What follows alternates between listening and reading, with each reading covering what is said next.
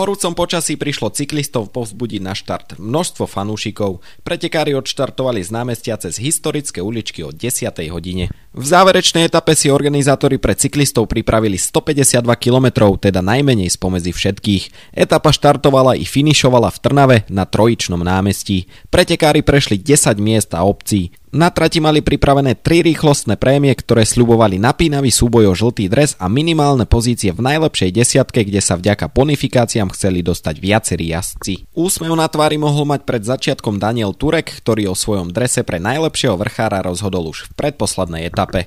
Úvod priniesol zaujímavý priebeh, do ktorého sa zapojil i Patrik Tibor z Dukly Banská Bystrica. Z jeho aktivity bolo cítiť túžbu získať bonifikačné sekundy.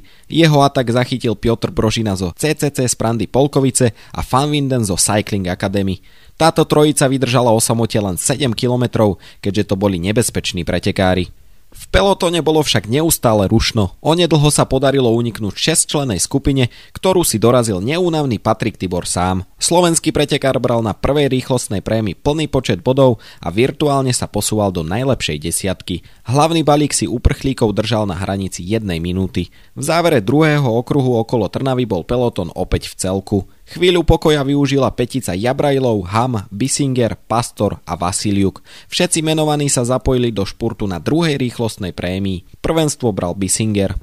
Smola sa nevyhla cyklistom Dukly Banská Bystrica, keďže viacerí dostali defekt. Netrvalo dlho a svojho lídra Patrika Tibora dotiahli späť do čela pretekov. Slovenský pretekár jazdiaci v drese pre najlepšieho Slováka musel dokonca meniť bicykel. V závere ho ešte postihol pád, po ktorom sa ale dokázal postaviť a prísť do cieľa. Vďaka svojej nezlomnosti sa v celkovom poradí posunul na 7. priečku. Utečenci boli eliminovaní 10 km pred cieľom. Dojazd bol mimoriadne nervózny, čo malo za následok pád niekoľkých jazdcov. Medzi nimi boli aj druhý a tretí muž celkového poradia Jozef Černý s Ricardom Vilelom. Rozhodcovia pre protesty Elková a Manzany premeriavali, či sa pád odohral už v ochrannej zóne. Verdikt znel 4 km pred cieľom. Černý s Vilelom tak vypadli z pódiového umiestnenia. V hromadnom špurte mal najviac síl Ivan Savický z Gazpromu Roosevelt, za ním preťali pásku Korošec z Amplacu BMC a víťaz druhej etapy Matteo Malucelli z Androny. Z celkového prvenstva sa na 61. ročníku raduje Jan Tratník zo CCC z Prandy Polkovice. Okrem toho si vybojoval aj dres v bodovacej súťaži. Jeho kolega Piotr Brožina obsadil prvú priečku medzi pretekármi do 23 rokov. Tímovú súťaž ovládli Androny, Sidermek, Botekia.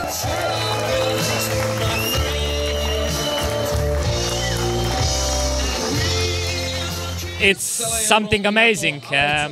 Je to niečo úžasné. Dnešok bol veľmi stresujúci, na trati fúkal nepríjemný bočný vietor a odohrával sa boj o dobré pozície. Videli sme i niekoľko pádov. Môj tým však odviedol perfektnú prácu. Nie je to len moje víťazstvo, ale aj ich. V každej etape nado mnou držali ochrannú ruku. Po Gire som prišiel dobre pripravený, moje nohy ma poslúchali. Cítim sa byť vo výbornej forme, naozaj som šťastný, že som vyhral okolo Slovenska. Táto krajina sa mi páči. Nie som typický vrchár, takže nemám rád, keď sa finišuje na kopci. Keď však vidím rovinatý profil alebo zvlnený, bojujem o víťazstvo. Teraz, keď som vyhral, mám Slovensko ešte radšej. Now when I win, I really like Slovakia.